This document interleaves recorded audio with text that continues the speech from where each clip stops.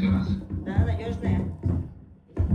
Виктор Дмитриевич Федоров, Да. адмирал, командующий Тихоокеанским флотом 2001-2007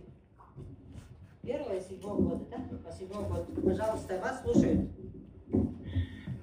Дорогие наши соотечественники якутяне, мы с трепетом и особой важностью восприняли все события, которые происходили у вас с 10 и по сегодняшнее число, когда происходили встречи с научной общественностью Якутски, затем с членами парламента.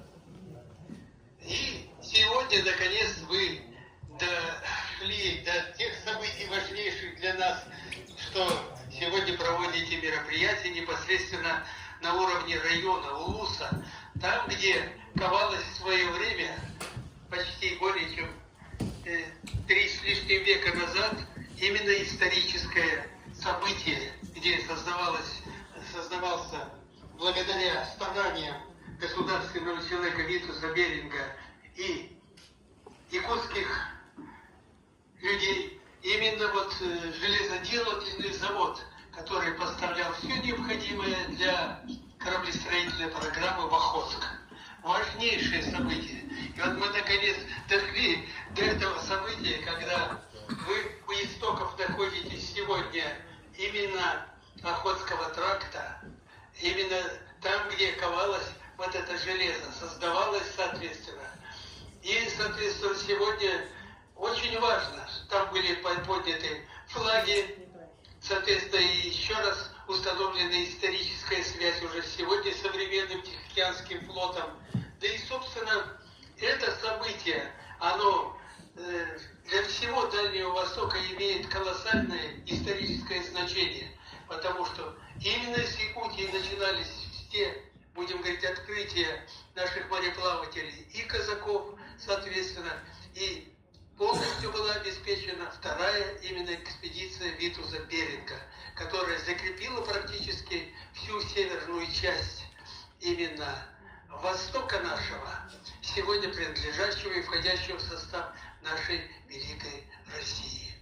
Ну, впоследствии прошли события, которые еще и обеспечили, опять же, с помощью якутских наших соотечественников, именно когда создавался и Аянский, Николаевский тракт, когда обеспечивали они, соответственно, и скотом, и тягловым, именно конным поголовьем, соответственно, Приморскую область, которая заселялась нашими переселенцами. Это тоже закрепляло за нами уже южную часть Дальнего Востока.